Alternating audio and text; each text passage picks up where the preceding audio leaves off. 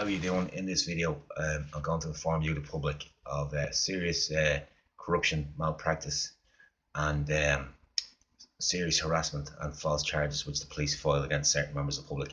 On the 13th of June 2013, I heard a loud bang coming from my camper van outside my home. I immediately jumped up to think it was someone breaking into the camper van. I seen the camper van rocking all over the place, and then between the bushes next door, I seen a guy with blue rubber gloves, and I said to myself, maybe this is the police.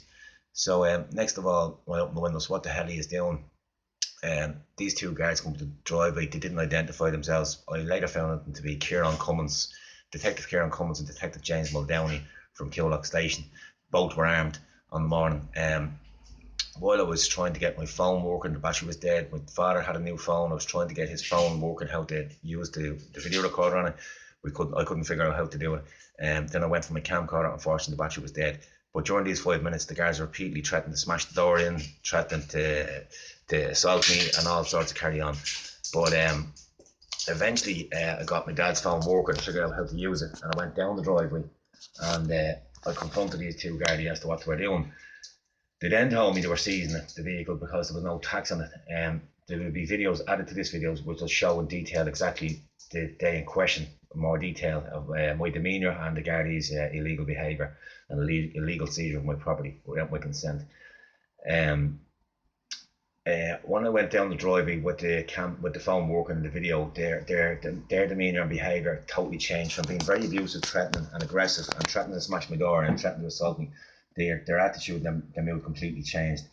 They informed me they were seizing the camper van for no tax. I informed them that I just bought the camper van the previous couple of weeks beforehand, and that I hadn't received the logbook and therefore couldn't tax it. It was a Tuesday, 13th June 2013. On the Monday, the day before, I'd actually been in Ballymun tax office to see if I could tax it. They informed me that I couldn't tax it because it wasn't in my name. So therefore, technically speaking, the guards acted out of their duties by seizing my camper van. I pleaded with them all along. They wouldn't listen to me. They're abusive to me. Garda James Muldowney especially wouldn't let me on my driveway. It was very intimidating, and before the video had started, he was more threatening than anyone else. And eventually a tow truck came and seized the camper van. While it was being taken, it was so high up in the back of the tow truck, the satellite dish hit a tree, and the satellite dish was broken. The camper van was then taken to Gannon's Pound in Dunavay, where I made phone calls, a number of recorded phone calls to Gannon's Pound to inquire about the camper van. They told me that there was fees and so on. I ran Killock Station a number of times, more times than lost count, and made a number of recorded phone calls to the station to find out why they took the camper van and who the hell these guys thought they were illegally seizing the camper van. I got to an Inspector Leahy eventually. He said he'd look into the case for me. He made contact with my phone and said that he was looking into the matter. I rang back a number of times, and my solicitor then at the time, who I've since changed, they made contact with the guards, wrote letters saying that they would apply for the camper van back under the Police Property Act. Eventually, anyway, after lodging a complaint with the Garda Ombudsman, which the Garda Ombudsman actually did nothing for me in the end. He admitted the complaint, but then threw it out when I told him that I didn't want any guards. This is important to know. I didn't want any guards investigating the complaint at any stage. Not aware that there was actually Gardaí working in the building. When I was invited into GSOC, the guy called Carl Ryan invited me in with another man, a heavy man, and I said, "You're a guard," and he denied he was a guard. And I said, "You are a guard," and several times, and then he said, "I'm not a guard." And I said, "Right, get the CCTV working in the room here, and I'll prove that this man's a guard," because he was present in the station where I was beaten. Over the years, the last 20 years, I've been beaten a number of occasions. The local Strafford family, which is a whole family full of police, the mother was a retired band guard, the father is an inspector, Aidan is a detective now in Star Street, John Strafford is a sergeant in Star Street, and Kevin Strafford was a detective who is now dead. This family, since the age of 8, have been harassing me, assaulting me, ordering numerous Garda stations and numerous Gardaí to harass me, take my car off me illegally a number of times, and assault me and beat me up. I've been beaten unconscious more times. I'm going to make more videos into more detail, stuff that people won't even believe that's going on over 3 decades. People will question at this point why haven't I sued them. First of all, I don't have the money to get into the High Court. A solicitor's in Dorset Street said me I need 30,000 just to start a case to get into the High Court, which I don't have anything like that. Also, most solicitors know in no fee that have tried to this present day over the last 30 years. None of them will take a case. The harassment basically started just to finish off, and where it started basically was just Aidan Stratford. Now a detective broke a steel tennis racket over my head when I was age 8, and ever since then I was just being harassed to no end. With the elder brothers, John punched me around the place as a kid. Then Kevin punched me around the place as a kid. The mother and father tried to assault us for just being simply sitting on the wall outside the house and so on. But to get back to this illegal seizure anyway, the camper van was seized. It was taken to £108. Eventually it was given back by Inspector Lee, and his remarks were, he says, unfortunately Garda Muldowney is a guard, he said, and I have this recorded. So the camper van was outside the house for another 2 weeks. I still hadn't got the logbook off. The guy in Waterford had bought it off. I rang him another number of times. He said that he'd misplaced it, or if he'd lost it that he'd send one up. So I still couldn't tax it because it wasn't my name. I rang Ballymun tax office, and they said that you need to get this guy to fill in some declaration form. I've been on to the guy to get him to do that, so it could be changed over without the logbook. Anyway, long story short, Garda Muldowney come back about 2 weeks later. Well, it just happened to be using my wall as a ladder because I hadn't got a ladder in the house to fix the satellite dish that had broken when they initially first took it the first time. And he was sniggering in my face going, we're seizing this vehicle for no tax. I said to him, look, I'll make complaints about you before, I'll make more complaints. I got it back, it was ruled illegally seized. You take it again, it'll be ruled illegally seized again. This fella just kept calling me a scumbag, just kept saying I was this and that and everything under the sun. He wasn't with Ciaran Cummins this time, he was with other Gardaí. So he asked me, he says, give us your insurance policy and I won't seize the camper van. So I went into my house and I got the insurance policy. The disc was in the window, a valid disc, and I showed him the insurance policy. He took it off me, he noted down the details, he stuck it in his back pocket. I've never seen the insurance policy to this day. Also, then he was blabbering on about my license. I didn't have a license to drive a camper van. I also was asked to go in and get my license, which was in the room in the house. I went in, I got my license in the house, I came out. He took down the details of my insurance, took down the details of my license in his diary, and gave me back the license but kept the insurance policy, and then asked me where was I going to produce my license and my insurance, which is an absolute joke. He's after taking me details and then he's asked me to go produce them in the station again, which is basically harassment. Anyway, the first two tow trucks that came couldn't get the camper van because it was parked up on the footpath against my wall. I was using the wall as a ladder just to fix the satellite dish, which had been broken the first time. Well, a tow truck came up, and it was like you could say it was like a mini siege on the road. The road was blocked off. There was 5 or 6 Garda cars, I think, it counted on the road at one stage, all just to seize this bloody camper van with no tax. I'm sure the guards have better things to be doing out there than harassing an innocent, law-abiding citizen. But anyway, this tow truck come up, and my house, you're going to see in the video, the driveway is on like a hill. The house is like on a hill, kind of slight hill, and the driveway goes down on a slope as such. And my mum called me and she says, Colin, quick, look, they're in your car. Now, my car was parked in front of the camper van at a neighbour's house, Miss Moody, who's since moved out. And my mum called me and said, look, they're in your car. So when I went to walk down, they were threatening to arrest me and all the rest. And I said, look, you have to move and push Muldowney, you have to illegally get into my car. The tow truck driver, the tow truck came down a master key or some alarm immobiliser or some kind, whatever it was, to get into my car in the space of a few seconds. Well, the car was kind of out of sight slightly because another guard was keeping me at the end of my driveway where the hedges are. You'll see in this video coming out, it's going to be added into this. I was being held back in by guards, well, not physically, but being told if you step outside, we're going to arrest you and so on. But eventually, when Muldowney got into my car, he pushed the block in the neighbour's driveway 2 doors up, which you don't get over. And she looked down and gave me a look as if to say, are you going to move that car? So I went up and I got into the car, and Muldowney said, don't get into that car, I'll arrest you. I says, it's my property, I'm not doing anything wrong, I'm not breaking the law. I said, I'm going to move my car back to where it was. And the distance in question you're talking would have been about 15, maybe about 10 feet from where the car was pushed back about 10 feet from the front of the camper van. So I got into the car, started the engine, and Muldowney put his foot in front of the car. I asked him to move his foot away from the car, and he wouldn't. So I reversed back at slow speed, walking speed, and I turned to the right slightly to avoid his leg. And then they had Sergeant Bergin, where his sergeant then comes over, and he tries to step in front of the car at walking speed. So I said, we move out of the way of the car, please, and park in the back where it was. You have to block my neighbour's driveway. With that, I stopped the car and I turned the key, and as soon as I jumped out, Garda Muldowney seriously choked me with his 2 arms in an arm lock, and had his 2 feet above the ground for a number of minutes, saying, get on the ground, get on the ground. He was also screaming at Sergeant Bergin to mace me repeatedly. Now, these are a number of crucial points in this case. I was recording everything on the second date, and this video you're going to see is from the first date the camper van was seized. But on the second date, which I'm referring to here, the story about being assaulted and so on in the car and all the rest, being illegally moved. Muldowney choked me, and I had the freedom of my right hand, which was recording still him choking me and him screaming at the sergeant, Mason, Mason, Mason, and the sergeant actually saying, which would be crucial if we could get that recording, which has been wiped.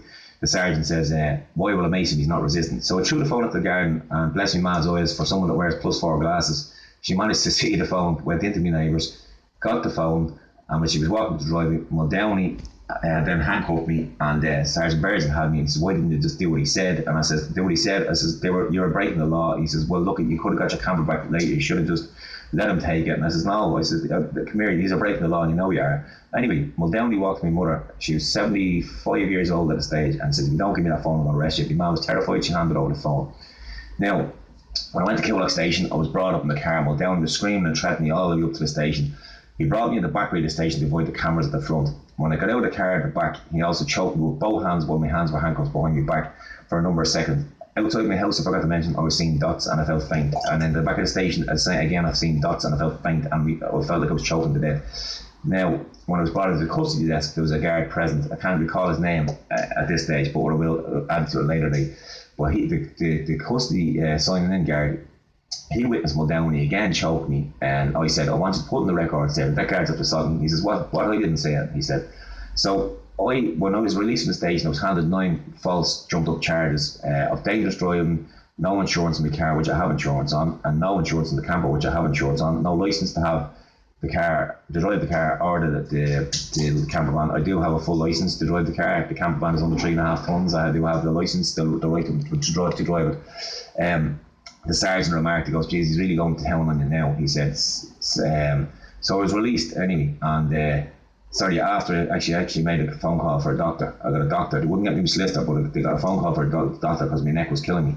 And the doctor took note of marks around my neck and so on, and I was released.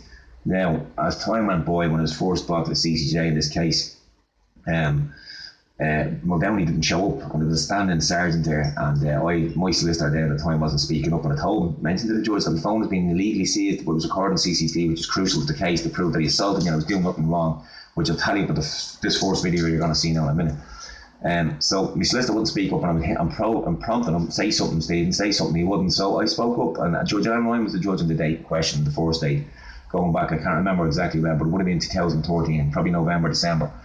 She said, what's up, Mr. McGettrick? What Mr. McGettrick? I said, look, my phone was illegally taken. I was assaulted. I says, they took it twice illegally, the camper van. I says, and it's just a vendetta that's going on a number of years.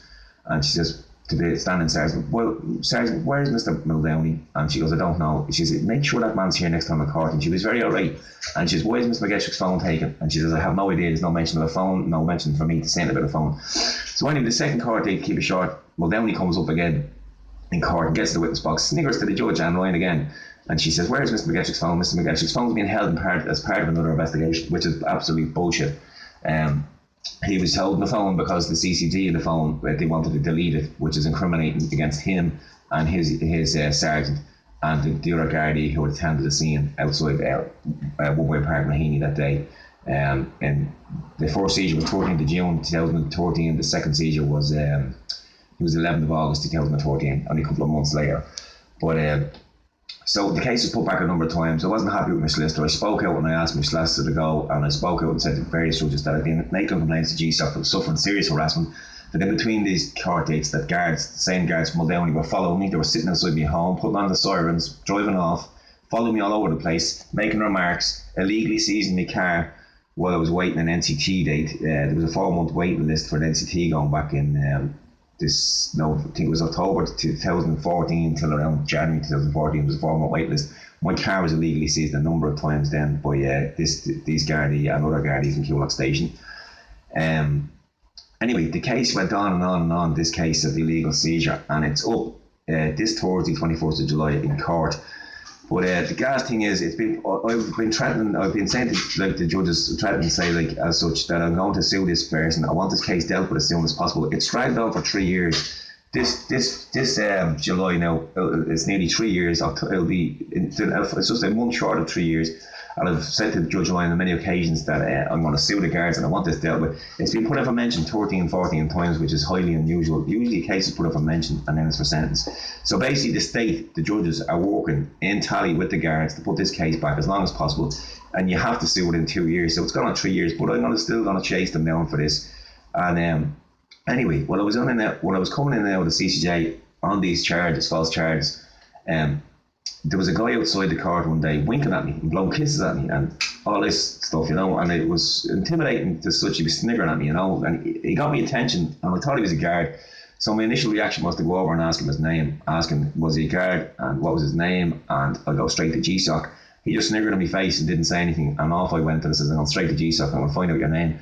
As I walked off then, I didn't hear any more about it other than guards coming out and muttering stuff, and I went 3 months later to Muldowney, again, the same guard that seized the camper van, with 5 other armed Gardaí, 6 Gardaí threatened to smash the door down. I came out to see what was going on. They arrested me, squeezed the handcuffs as tight as possible, brought me to Coolock station and questioned me, saying that they were questioning on threats to kill, which is absolutely bullshit.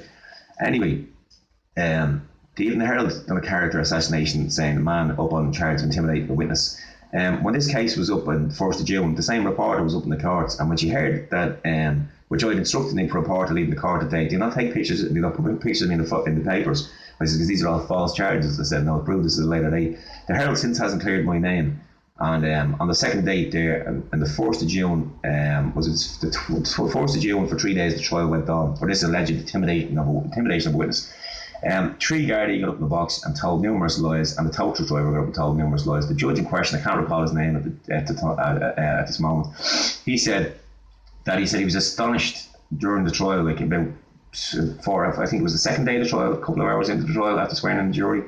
He said he was astonished that a number of Gardaí were willing to come in to the witness box, purging themselves, telling blatant lies and having a total disregard to the oath, or his exact words. Now, at a later date, I'm going to add the DAR recording, which is digital audio recording of the court, which I've applied for, to a number of videos which I'll be uploading about ongoing Garda harassment the last 30 years and corruption.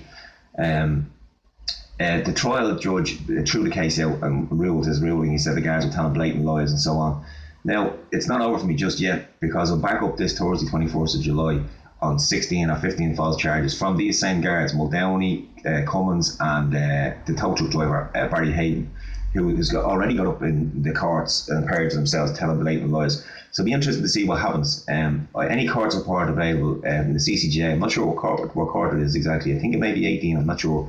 On the 24th at 10 a.m. would be much appreciated, because with the likes of Joe Ducey coming forward, a lot of people are very familiar with Joe Ducey at the moment, and they're familiar with the ongoing harassment Joe has experienced I think Joe's case, he's experienced harassment 11 to 15 years or thereabouts. And my case is a little bit longer.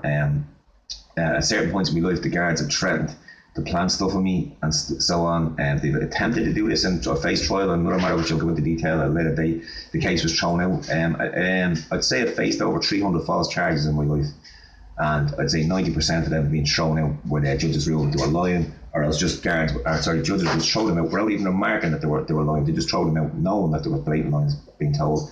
Unfortunately, there's been a number of minor convictions, like 7 public order, walking through a fruit market in town. A guard stopped me, have you got a warrant? I said, I haven't got a warrant. He arrested me, brought me to the station, found out that I hadn't got a warrant, and says, we'll keep you in for something, and stuff like this, you know. There's a number of things, convictions that I want opened up in years to come, not in years to come, when I get a decent solicitor, no win, no fee. Another thing as well, if there's anyone out there that knows a no win, no fee solicitor that is not afraid to take on the Gardaí, please get in touch as soon as possible.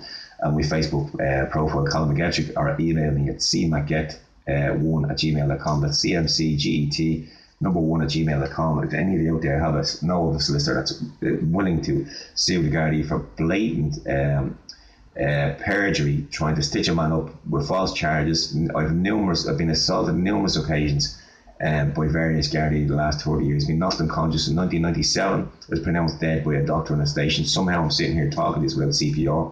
I came back to life. Don't ask me how, whether it be divine intervention. But there's a lot of things that I'm going to talk about in other videos. For this video, I'm just going to try and keep it as close to the 2 cameraman incidents as much as I can. I'm going to forward this video over to my good friend Quinner, who's going to do a couple of trims and add in the last court case in the 1st of June when we were leaving the court when we won, and that case where the guards were proven out to be liars. And we're going to add in the illegal campervan seizure, the first one from the 13th of June 2013, and the second one, as I said, the phone was seized. One thing I forgot to actually mention, it was given back to me 18 months later, the phone, with all CCTV wiped in the phone. The security pattern was changed, which you link up the dots on the screen. It's been changed, and the only way to get into the phone, I've been told by a friend of mine who owns a phone shop, is to wipe the phone, which is no good to me and to our defence. But then anyways, a guy, Aidan Strafford, who I've already made reference to, who originally started my harassment that broke a steel tennis racket over my head at 8 years old age, he has come into the case giving sworn testimony in black and white saying that he is qualified to use the Garda phone technology system called the XRY system, which hacks into phones and breaks into them and records and listens to people's phones. He has given sworn testimony that he had not got the technology to get into my phone and interfere with the video, which is blatant lies again. Now, it was interesting. On the last date in these 15 false charges, Mr. Strafford didn't turn up, and Muldowney's defence solicitor said that there was no explanation as to why he didn't turn up. Now, my barrister reckons that he's not going to turn up because he's going to have to back these lies up, and when he gets up in the witness box, my barrister is going to rip apart basically and prove out that he's telling lies. And not only that he's telling lies, the fact that we have proved the last case with the same Gardaí and the same tow truck driver to be blatant lies all goes in my favour in court. The only thing is about the district court, you have one person making their mind up. The beauty about the circuit court, in one way, you're looking at more serious jail. In the last case, this jumped up false charges of intimidating a witness that never happened. I was facing 10 years if proven guilty. But the truth came out, thank God, and prayers were answered. But in the district court, you're kind of, it's a lesser and maximum sentence of 2 years if proven guilty on the basis of lies. But the thing is, only one person to make their mind up. In the circuit court, 13 people, and the jury didn't miss a trick, neither did the judge, and the case was thrown out the last time. But anyone out there that's willing to come to court on the 21st of July, this Thursday, come on, be much appreciated. It's not just in the district courts and the Garda that caused me a lot of trouble. In the family courts, I'm a member of Fathers Rights Ireland. I went through a very hard time in the family courts as a result of numerous Garda giving in bogus statements against me. I was unfortunate enough to meet a girl from a dysfunctional family with a really troubled past, which I won't go into too much, but basically she's a compulsive liar and tells blatant lies every time in the family court. But in the family court, I'm not even allowed to speak. If I'm told, if I speak, try to defend myself, I'm told and warned that I'll be jailed, left, right and centre. The whole system is against me, including these Gardaí, the judges in the district and the circuit court, but also the judges in the family court. Joe Lucy, fair play to him, has brought a lot of limelight with his good friends there. They've brought a lot of limelight onto Garda corruption, and John Wilson also has highlighted his experience and the other whistleblowers, Maurice McCabe and so on. Garda corruption, police corruption is alive and well in every country, but especially in Ireland. When you have the likes of your government dealing with the biggest gangster in the country, which is Dennis O'Brien, just to know who has an injunction against me in the High Court for a protest against water meter installations, which I was a key person organising for over a year and a half. When you have the government rubbing shoulders with a guy who's bribed off ministers left, right and centre and pays for the Fine Gael election campaign, who also owns 80% of all media in Ireland, people like myself and Joe and other people who are suffering Garda harassment, we really ain't going to get a fair hearing or story in the papers, to be honest. But what's on social media, believe what you see in social media, and I look forward to speaking to you again soon and raising your awareness and naming and shaming these corrupt Gardaí, and hopefully I will get justice, and Joe Lucy and anyone else out there who's experiencing Garda corruption and harassment. I wish you all the best. Over and out for now. Thank you.